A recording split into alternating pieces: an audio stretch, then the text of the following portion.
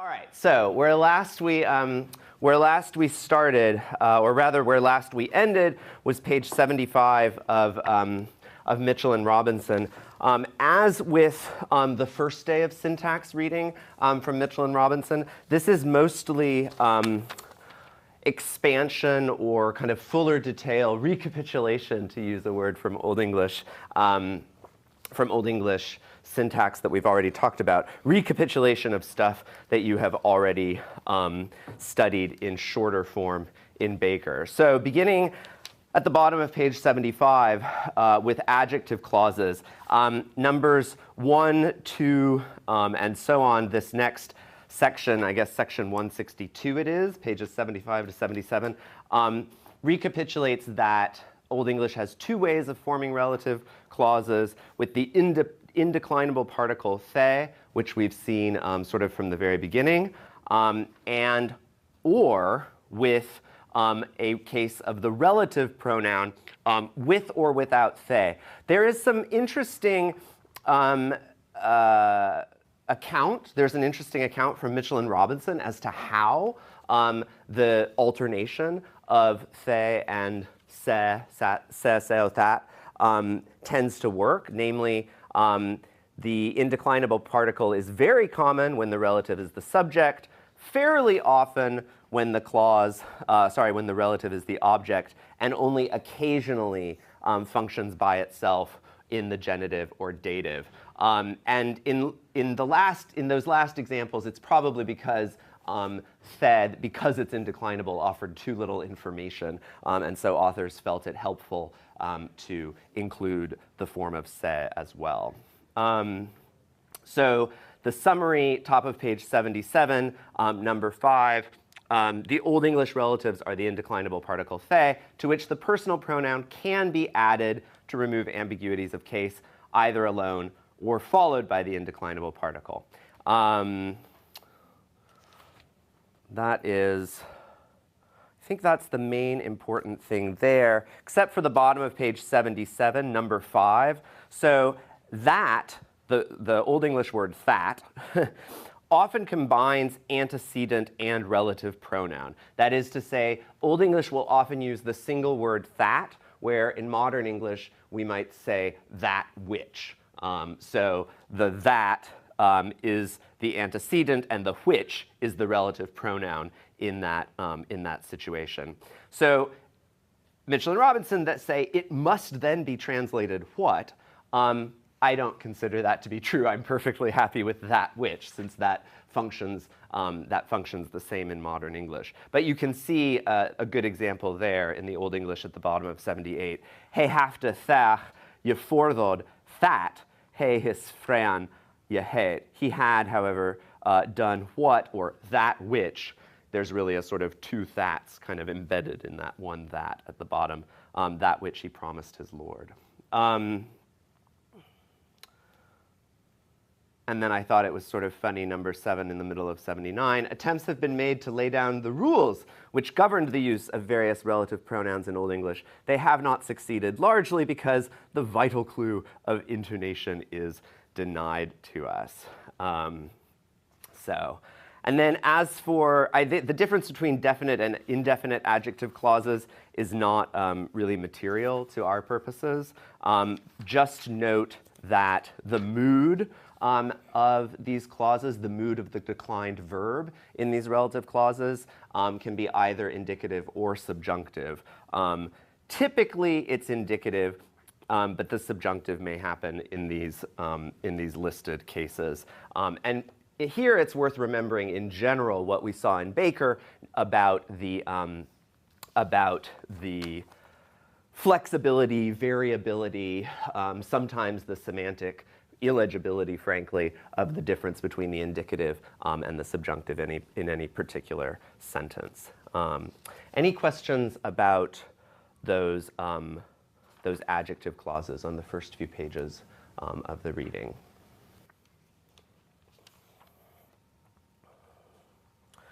All right, so adverb clauses, there's a lot of detail in here on pages 81 through 93.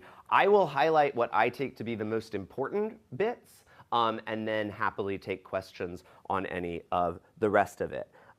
So again, most of this is recapitulation and some expansion of what we've already talked about. Paragraph or section rather 167 on the multiple kinds of conjunction. Don't worry about this too much. It's a little complicated. The blank lines for number 4 and 5 are basically, that's Mitchell and Robinson's attempt to indicate that Old English has options, namely 4 and 5. I'm not quite sure why they chose to put the blank ones in the middle of their enumerated list. That seems sort of odd to me, and it may have to you as well, but nonetheless. Basically, these are cases of where, because modern English relatives do not have case, we simply can't use the word that in as many ways as Old English can. So specifically, numbers 4 and 5, we have in the examples on page 82, we see that this is creative Old English use of the genitive. So thasthe is a possible, it has nothing to do with possession. This is not about the genitive in its normal possessive sense. It's simply an idiomatic expression, so that. And similarly, with number 5, to the extent that, where the genitive is used to indicate to the extent that. And you can see this schematized at the top of page 83, where you have the modern English equivalent on the left, and then the Old English example of how that is expressed on the right, where you have thasthe and thas ... that, with simply no equivalent in modern English. This will not be on the exam. I'm not going to use genitive. I'm not going to use genitives in this way, but it is something that you should be aware of as you're translating. So that is that. Non-prepositional conjunctions. So paragraph 168 is important because they're calling these.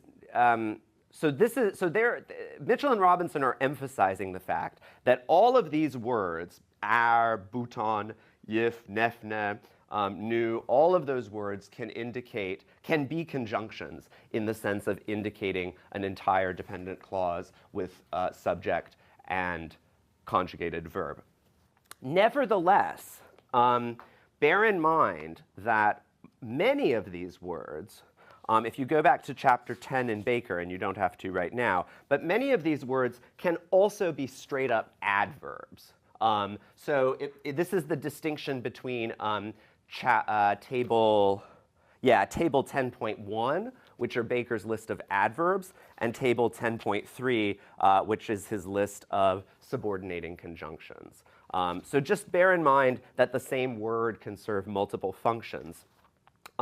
Although section 169 indicates that they often have they often do include a the or a form of se, that, so. And we've talked about this phenomenon in mostly in the context of forthom the or forthom, but we can see that this happens with other prepositions as well. So the long example given by Mitchell and Robinson is the most common example, that of forthom, or as they put it, fortham. Those are interchangeable, remember. But it is also possible to have these additional cases of prepositions functioning like this, functioning as conjunctions on pages in 171, section 171, pages 85 and 86. I would draw attention in particular to off, often off that, toe, So off that is, the that is the accusative, so off plus the accusative. To with the dative or instrumental, meaning to the end that, and to with the genitive, meaning to the extent that or so that. That's that same, the last one of those is analogous to the genitive uses on page 83, the thas, the, and thas, that. Again, this is not something I'm going to be testing on the exam, but it is something that we'll be seeing. In fact, we have already seen instances of this kind of pattern in the translation homework. And since that's from now on really the most part of your homework and the most part of your preparation, it's important to be aware of. Okay. I apologize for not saying that I didn't expect you to do their little exercise in analysis in in section 172. Did anyone actually try that, by the way? Did anyone see that and think, oh, I think I need to, you don't have to answer, but like anyone who did try their strength, as Mitchell and Robinson say, I'm kind of interested in how it went. Maybe we should talk through A together. An forthon ich the bebioda, that thu do, swa ich yelifa, that thu willa, that thu, the thissa world thinga, to them ye amitia, swa thu oftus maya, that thu thon a wisdom, that the god silda, thar thu hiena, befast on maya, befasta. Oh my gosh, that's really complicated. So let's actually take a break on that. Let's finish what the actual homework was and going over the mock exam and doing the translation. And then if we have time, which seems unlikely, we'll come all the way back to and forthon ich the bebioda. But it is kind of fun and a good way of kind of a good form of aerobics, I suppose. All right, clauses of place, time, all of these different kinds of adverbial clauses on the following pages through to page 93. The most important of these really are at the top of page 90. So comparisons involving as. Here, what I want to draw your attention to is simply how many different ways, no fewer than 6, that Mitchell and Robinson are able to list, how many ways Old English has to express comparisons that in English would be expressed as, including, note, thas. So you're hopefully getting a sense of a theme, which is that genitive thas can serve some sort of, to modern ears, unidiomatic purposes in Old English. And often this is related to extent. So I suspect that the way in which this comparison, this 2f at the top of page 90, I suspect that the way that this evolved, or that it's related at least, I can't speak to the temporal evolution, but that it's related at least to the same thas of extent on pages 82 and 83 that we talked about at the very beginning of this section. So that's one of the things to be aware of in this long list of clauses. The other thing I would draw attention to is actually number 5 on page 92. So this is the two words bouton and nemne, which is often also spelled nefne.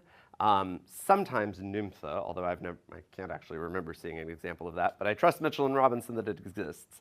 And these words have two distinct but related meanings. One is unless, and the other is except that. And usually the subjunctive indicates unless, and the indicative except that. And for parataxis, we'll talk more about parataxis actually when we get to the next reading of Cadman's hymn after the exam, because Parataxis is a very typically poetic representation, or it's a poetic style. It's a stylistic device that's especially associated with poetry, and Cadman is the sort of quasi-legendary first poet in Old English who's singing of the very first poem about Genesis is the topic of Bede's account of the poet Cadman, which we will turn to after the exam. So we're finishing up today. As far as we get in the preface to Genesis is as far as we get, and then we'll finish up. We'll finish up on Monday, rather, and then turn to Bede's account of the poet Cadman. So start your translating with the preface with the preface to Genesis, and get as far as you can through the assigned account of Cadman in Mitchell and Robinson. It's actually also in Baker, so that we have kind of like two different. It can be interesting to look at how the same text is treated by two different editors / textbook writers. All right. Any questions about that quick and dirty overview of pages 81 through 90, through 90, whatever it was, 95, 96?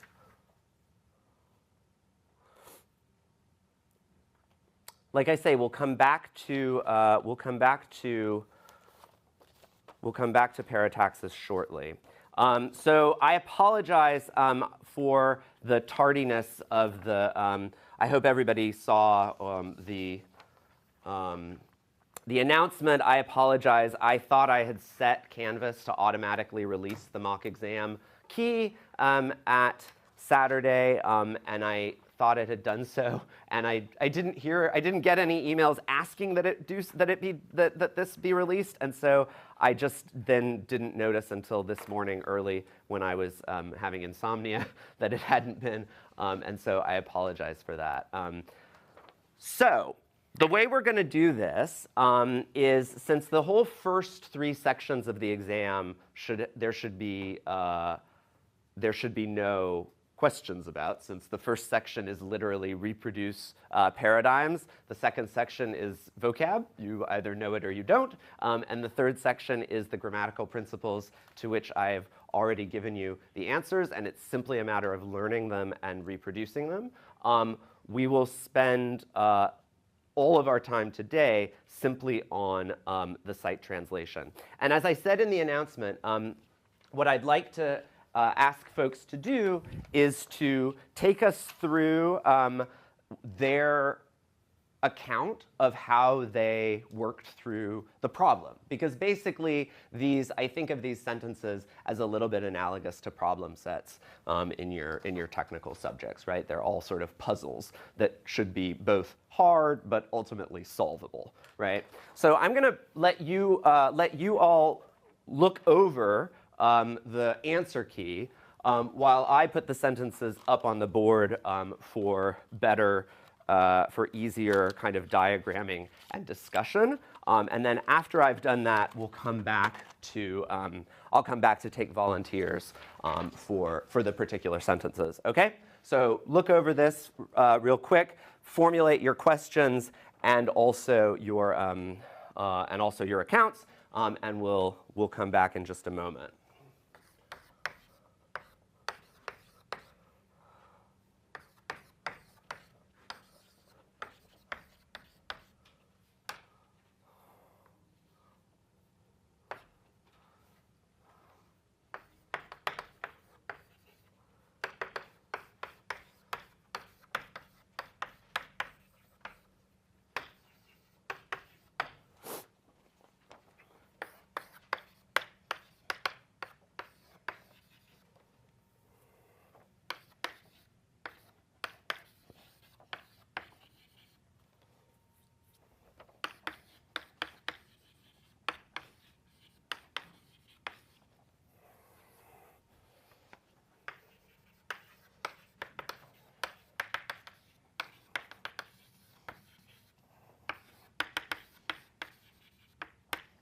So we'll start with just these first two. All right. Thabar sagodaman hringas in thastrichnes hala. So who wants to take us through kind of how they approached this first sentence? Yeah, Ritam?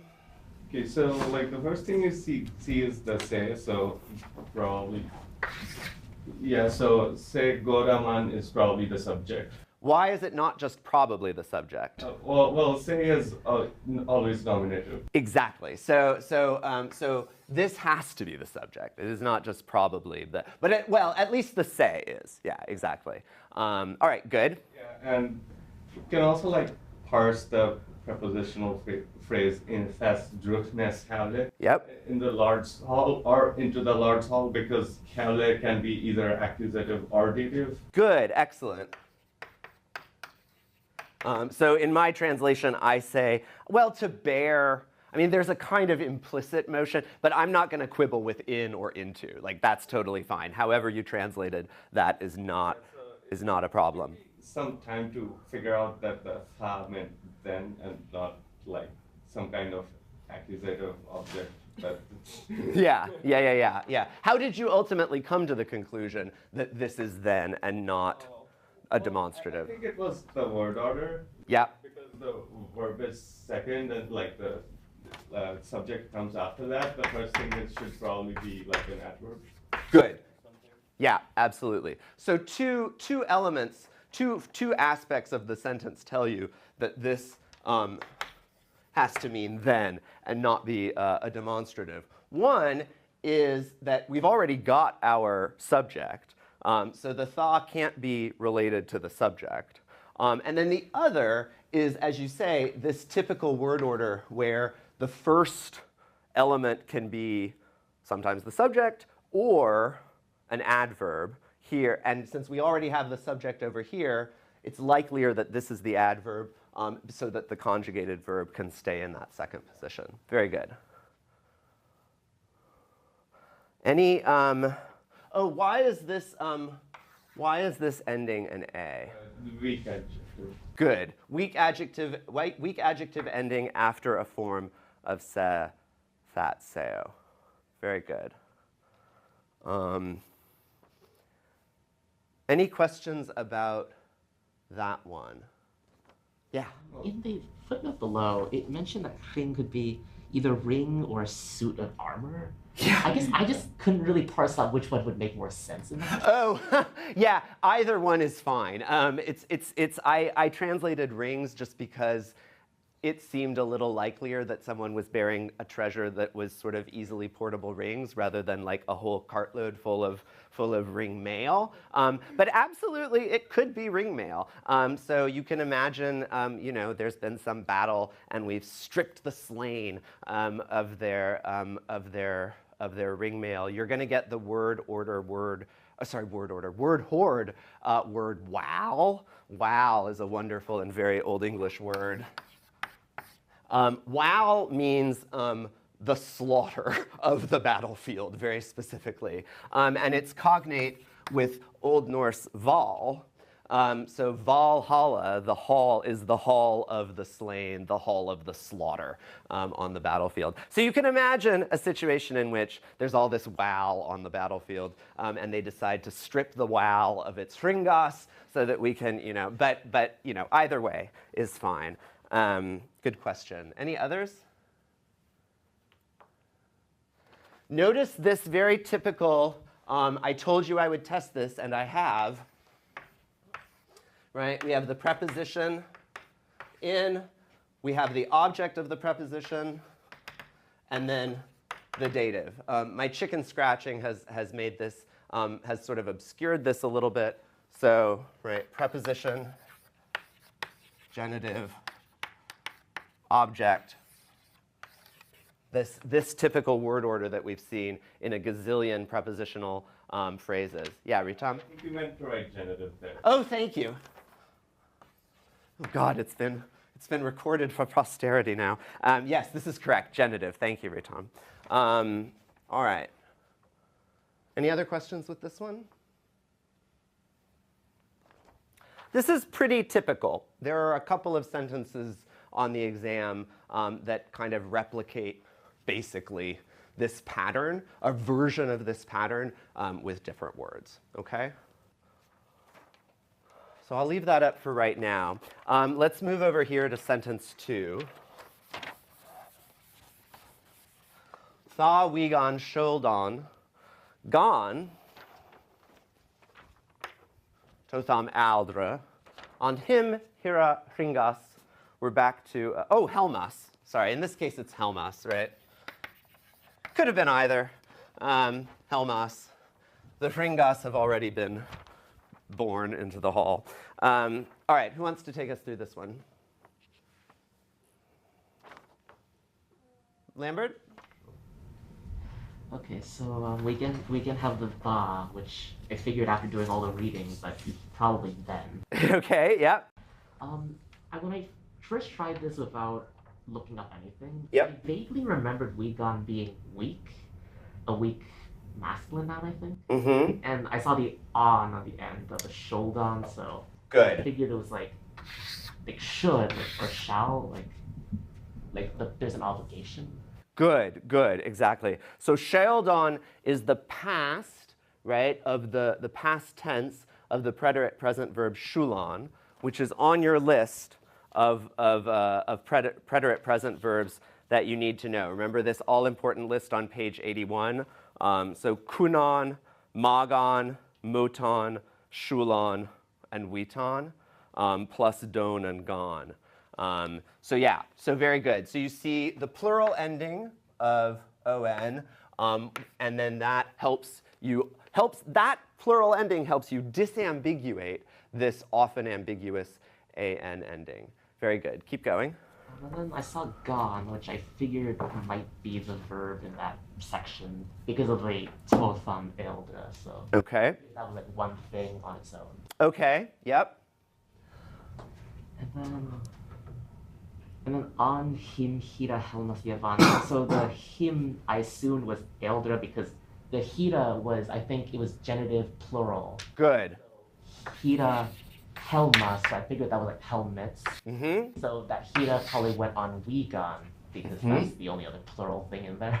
Good. Excellent. Excellent. Because this is singular. This is ambiguous, but if it refers back to aldra, then it is also singular. Right, so whose helmets? Well, in all likelihood, I mean, it's kind of got to be the Wigons. Yeah, good.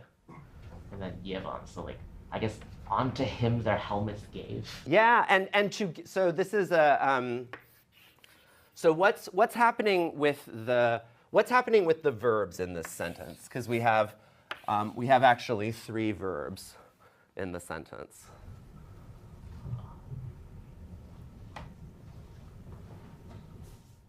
Like what is governing what? What verbs are governing what? And how do they all piece together? Yeah, Joshua. Shieldon is the conjugated one, and the other 2 are infinitives. Exactly. Both of which are governed by the conjugated form of the verb. Exactly. So either then or the, it's technically ambiguous, but I intended it to be the. So the warriors had to, because it's the past tense, so had to go to the Lord and give him their helmets. All right? And this is very typical, this construction, whereby a single conjugated verb can govern multiple infinitives, just like in modern English, where we could say something very comparable to that and have it be basically idiomatic. Yeah? Meeting-wise, is that something that usually happens? Like after a battle, you just return? After what, sorry? When I was reading the sentence, I was just thinking in my mind, is that something common that warriors did? They just returned everything they brought into battle to the Lord, or is that just what the sentence? Oh, yeah, that's a good question. I think that is actually honestly, really, it would be much more likely to be the other way around, that the Lord would give rings to the warriors rather than the warriors giving rings to the Lord. Because a ring giver is, in fact, a very typical kenning, or sorry, helmet. Distributor of treasure is a common kenning for a lord. Yeah, Alyssa? Is there any possibility to read this with the more metaphorical meaning, like sense of the warriors had to go to the Lord and give them their protection, as in like their fealty? Oh.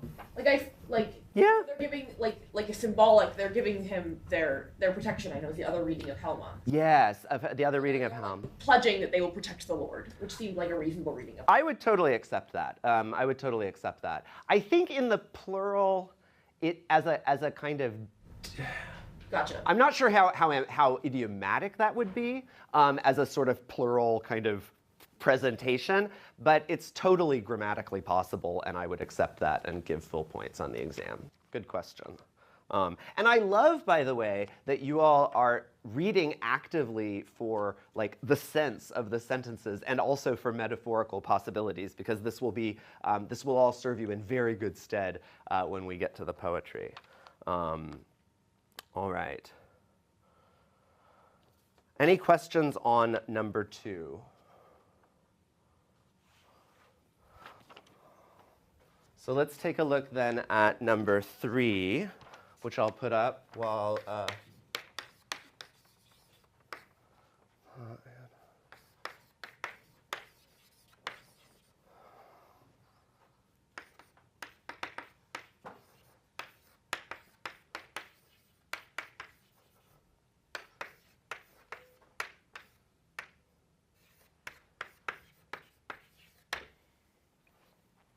all right.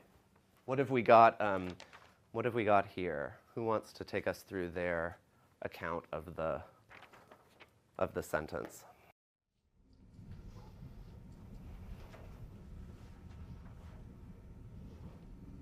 Yeah, Alyssa. So here again we have thaw, meaning then at the beginning. Eulon is the past plural of to be, so then went. Fela, which at the time I couldn't remember. Yeah. I could tell was a weak adjective and has since looked up. Erla is the singular of nominative of, or it can be a lot of things, but it's probably singular nominative masculine, I believe.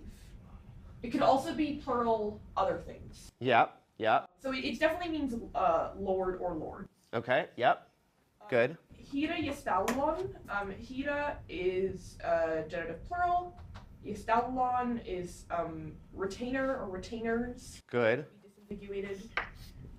And to Yesechanne is the infinitive for to seek or to visit. Excellent. So if you put it all together, you get then the something lords, which I have since looked up to be the many. Yes. Much of the lords. Yes, exactly. Went to visit their retainers. Excellent, excellent. So very good job. So the disambiguation process that we just heard is exactly the kind of process that you want to be doing on the exam, sort of in real time. So we've got so what is the most helpfully disambiguated part of the sentence? It's really this, right? Because you know that this. And Hira. Yes, absolutely. Yes, absolutely. I mean, and this too, right? There are multiple unambiguous forms, but in terms of the subject verb that we're always sort of looking for first, this conjugated verb is the easiest, and we know that it's plural, so we know that we need a plural subject to go with it, right? And this fella erla, here what I'm testing your ability is. The ability I'm testing here is your ability is that if we could do outtakes. Here what I'm testing is your knowledge of the partitive genitive, right? Because you have many of earls. That's what's going on here. And this partitive genitive is all over the place in Old English, but very unidiomatic in modern English, which is precisely why I'm testing it, okay? There's actually some question in my mind. I've used the plural ending here because I don't want this to be a trick exam. There's some question in my mind as to whether would they ever have used a singular verb because this is technically singular? I don't think so. I think there was always a sense that because the fullness of the subject is really plural, the verb form would be plural. And certainly for the purposes of the exam, that is what I will do. Okay? Was there a debate about this very question going on? I'm curious because I think that's a really interesting. I might have to look it up in my giant 2-volume syntax book. But all right. And then the last part that I wanted to emphasize was that this an ending, which is one of our most ambiguous, you kind of have to piece together last. So often what you do with an an is going to have to be kind of like process of elimination once you've pieced everything else out. Yeah? Thela doesn't decline, right? Correct. So could it, in theory, be the companions seeking the lords? Well, you'd have to deal with this hira, because hira has to connect to yastalon. So their companions, if you don't have the only antecedent of this hira, the only possible antecedent, because the only preceding noun is erla. So I can't figure out a way that you would make that work. Does that make sense? Okay, yeah. Because if you make this the subject of the sentence, then hira has nothing to refer back to. Well, you could still make hira. It would be hira yastalon in the subject, I think is what they were. Yeah. So then what does fela erla do? Can it be an object? You just. Then their companions This might be a syntax. went to seek many of Earl's. Is that your idea? That would never be what it means based on Old English word order.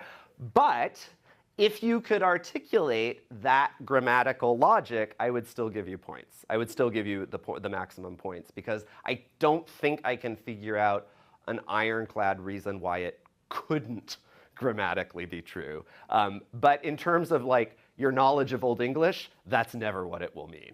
Does that clarify? Yeah. Okay, yeah. So in some sense, and we're actually going to get to, but I'm really glad you asked because there's another kind of comparably, actually less unlikely, but still pretty unlikely alternate translation of number 5 that we'll get to in a moment. So I'm really glad you asked the question. I'll puzzle through. There may be a reason in there that I'm not seeing live, unscripted, why your version can't be right, but off the top of my head, I think that the indeclinable nature of this and the weak nature of this noun sort of combine to make it theoretically possible, although basically it's sort of like one of those. I would compare it to. So do you know the famous example? The famous sentence, "Time flies like an arrow."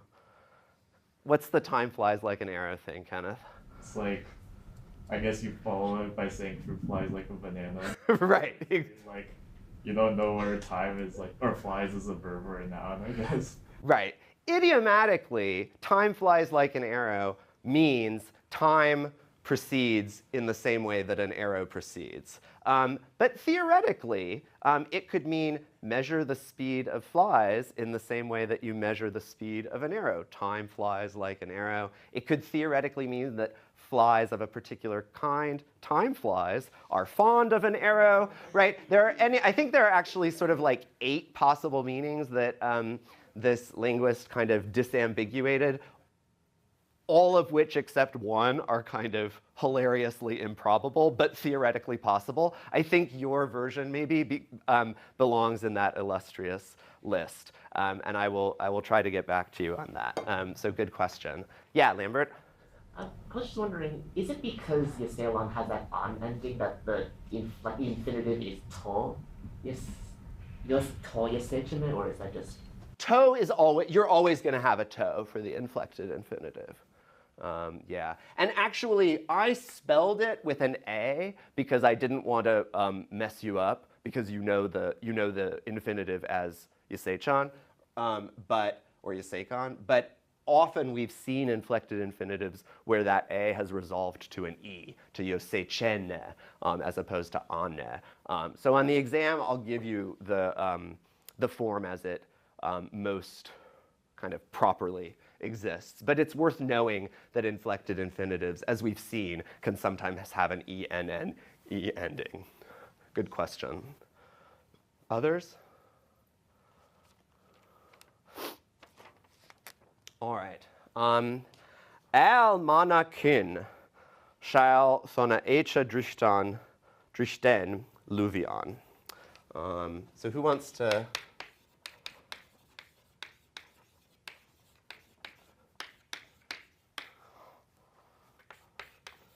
take us through what the most versus least ambiguous parts of the sentence are, how you kind of mapped your way through it.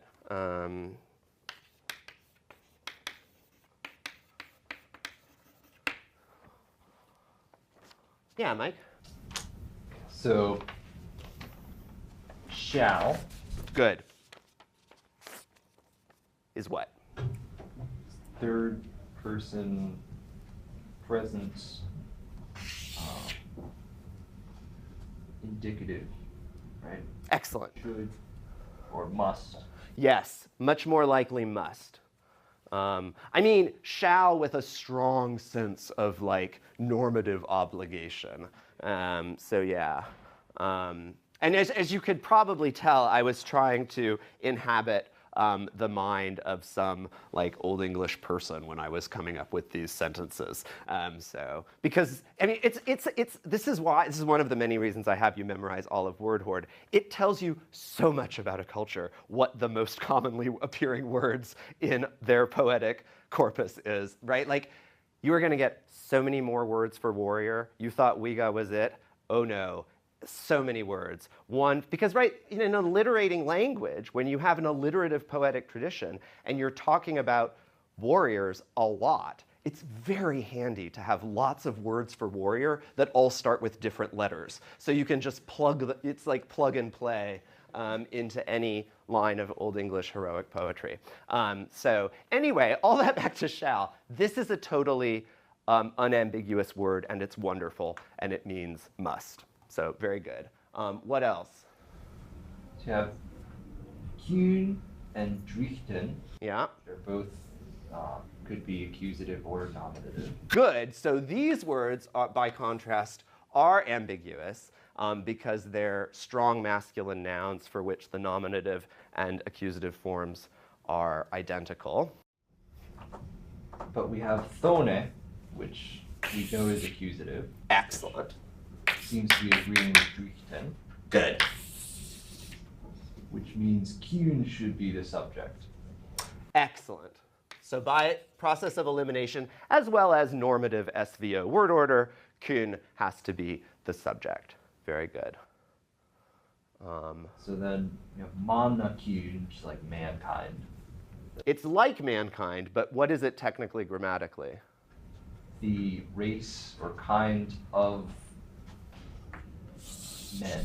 Very good. And this is also very typical Old English word order. So this manna,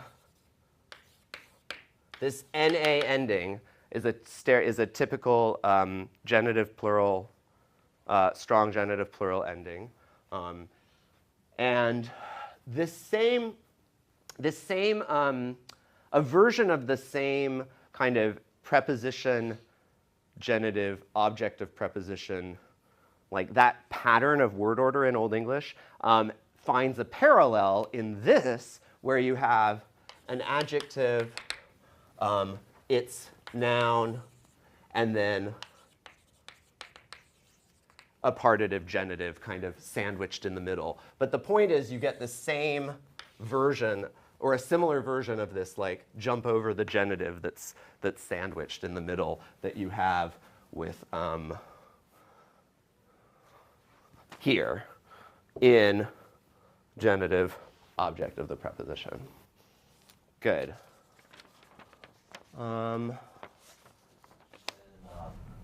All of the race of men Yeah. shall vuvion, the love, must Yep. Yep. thone eche drichten, Yeah. the eternal Lord. Excellent. Excellent. And this is, again, very typical word order where we've shunted the infinitive off to the end of the dependent clause. Very comparably to what happened over here with Sheldon ... Yevon. I could just as easily have put the gone, by the way, at the end here. And in some ways that maybe would be more idiomatic, but I'm actually kind of like running with the whole variable word order. Yeah. Is like a infinitive been shoved to the end like that more likely to be an inflexive infinitive, or is it kind of Both. Yeah, I think it's equally likely to be both. because I feel like we've seen more inflective infinitives at the end. It's you're probably right. It's probably even more common with inflected infinitives, but I would still say it's well over 50%, even with just plain old infinitives at the ends of clauses. Good question. Yeah. When you have a conjugated verb governing two infinitives, do you ever have like one inflected and one not inflected, or are they generally going to be both? I'm hesitant to say you could never have such a thing, but it would be atypical, and I wouldn't give it to you on an exam. Yeah, good question. Yeah. I guess when I was first translating the sentence, I thought it was like all of mankind will love the Lord eternally, because I remembered eternal could also be eternally. Yeah, you're absolutely right. The reason that it's probably not in this case is just that it would be odd to sandwich an adverb in between a demonstrative and its noun. But you can, but it is theoretically possible. And this is actually, I realize now in retrospect, echa is a weird word because it's kind of indeclinable. Like one might suppose, oh, we should have a weak adjective ending here, but echa for some reason it eternally exists on its own. So just bear in mind that normally we would expect a weak adjective ending here, which would be what? What's the accusative singular weak adjective ending? an, exactly, an. So if this were a different adjective, it would have that an ending. Good question. Yeah, adverbs are more likely going to be kind of hanging out by themselves, not in the middle of some other phrase or clause. Good question. Others?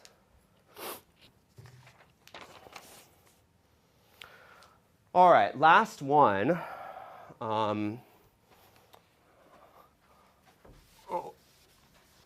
Cannibalize sentence one's space. This is the hardest one, and number 5 is also going to be the hardest one on the exam. So I designedly tried to give a range of sort of difficulties, and so I want us to go through what makes this one harder and why, nonetheless, it should be sort of solvable, as it were.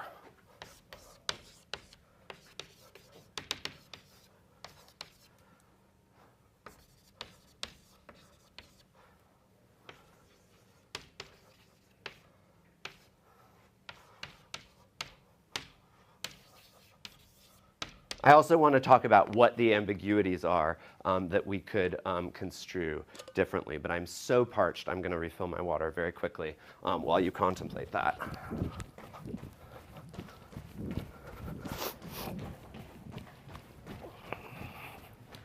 Oh, for fuck's sake.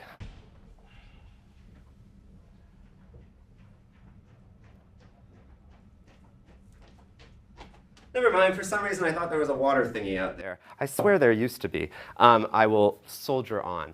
All right, what have we got going on here? Who wants to take this one?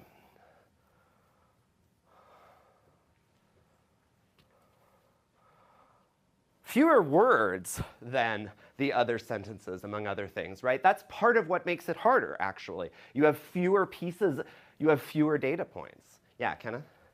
Okay, yeah, so I guess first you can identify the verb, which is howled off. Excellent. And so what form is this, and how does that help us? Ends in off, so it has to be present plural. Yep. Good.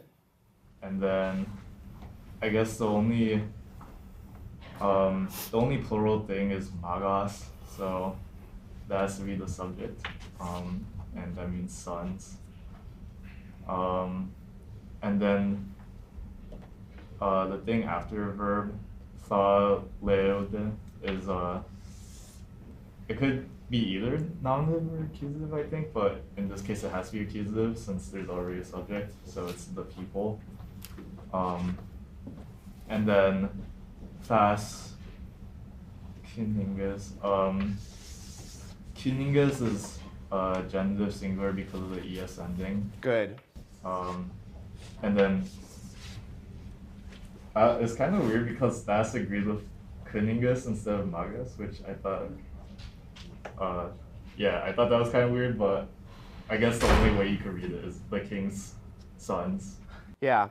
So the reason that Thas agrees with Kuningas is because it governs Kuninga. It's governed by Kuningas. So kinsman of the king.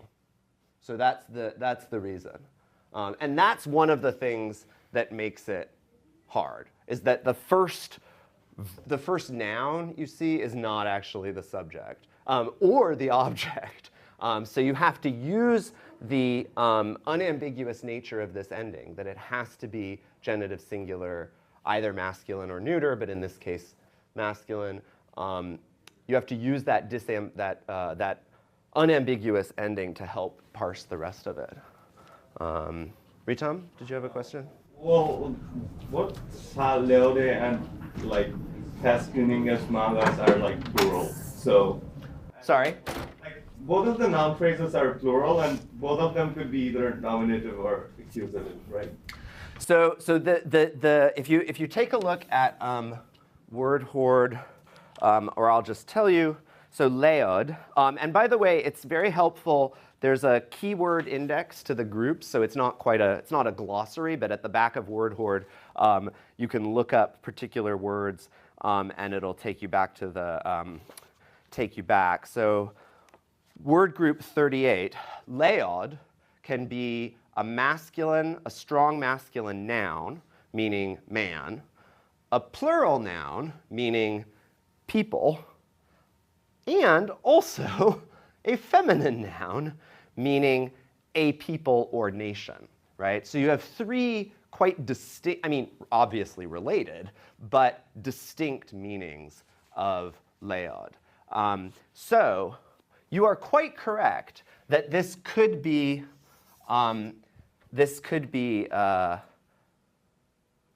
plural. Actually, I don't think it can be plural. It has to be feminine singular, because if it were plural, it would be leodas. If it were plural men, right? And if it were feminine, then, wait a second. Am I getting myself confused because I'm sleep deprived? That seems entirely possible. Like, I thought I remembered leode just existing as a separate word in word hoard. This was plural. Yeah, it is plural. You're absolutely right. So that's this is another kind of exceptional, another sort of unusual case of where the plural is going to have that ending. But as I was imagining it in my own head when I was writing it, my intent was that for this to be the accusative singular feminine, the nation. So kinsman, nominative plural kinsman of the king, protect the accusative singular feminine nation. That sentence like makes more sense than like the people, or I mean, you could also like have the other interpretation, but I guess this makes a little bit more sense. It really comes down, and this is what I mean by idiomatic word order. It really comes down to, it's really a version of Mike's question about sentence 3. It just would be vanishingly unlikely to have an object, verb, subject word order in a sort of standard Old English sentence. But again, this is actually one where again, if you produced that and you could kind of sort of take me through how your grammatical interpretation was correct, however sort of unidiomatic, I would absolutely give full points. Good. Any questions on that one?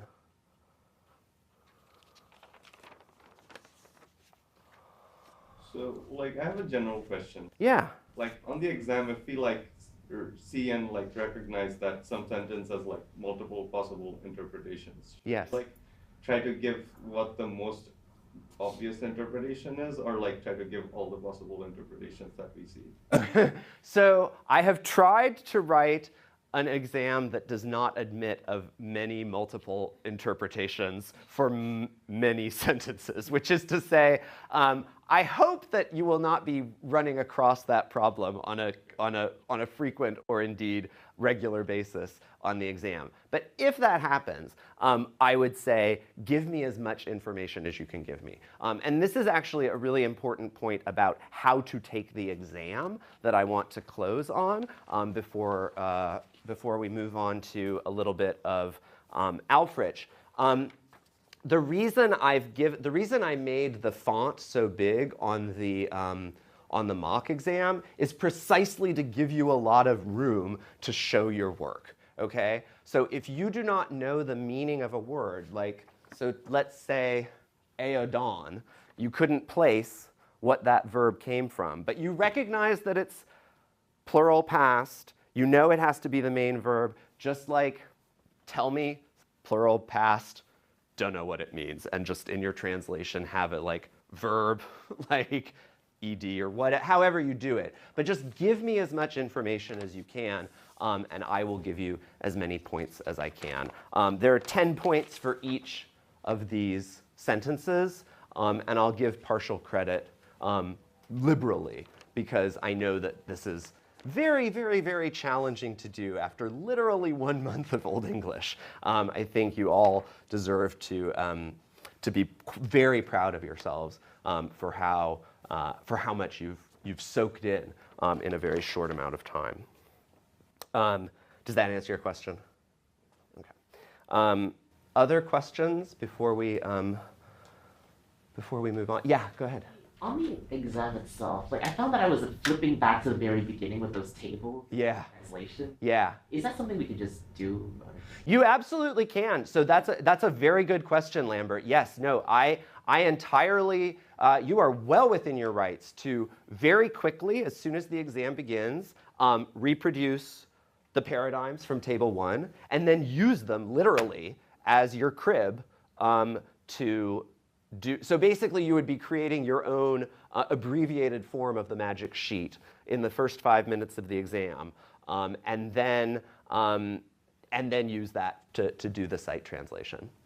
Absolutely, it's a great idea, and one that I have seen others do in the past. And obviously, I mean, what takes the lion's share of time on the first closed book section of the exam is this site translation. So you obviously want to be kind of drilled. I would think of the exam as your exam prep as having 2 sort of phases. One is all of the memory work, right? The paradigms, the vocab, the grammatical principles. Get all of that down as quickly as you can, so that then you have a good 25 to 30 minutes to spend on the on section 4 before you go ahead and turn it in and take the timed portion of the assisted translation, where remember you will need your baker. Okay, and this is a good this is a point of advice I would give. Actually, it's easy to one strategic error, or perhaps it's tactical, I can never keep those straight. One error in judgment that I find some students make on the first exam is obsessing about the site translation and kind of trying to get it perfect, and then turning it in too late to get a good stab at section 5 of the mock, or sorry, of the real exam. I would do your best with these, but don't obsess to the point that you're spending more than the time, significantly more than the time allotted, because you'll need the rest of that time for section 5. All right.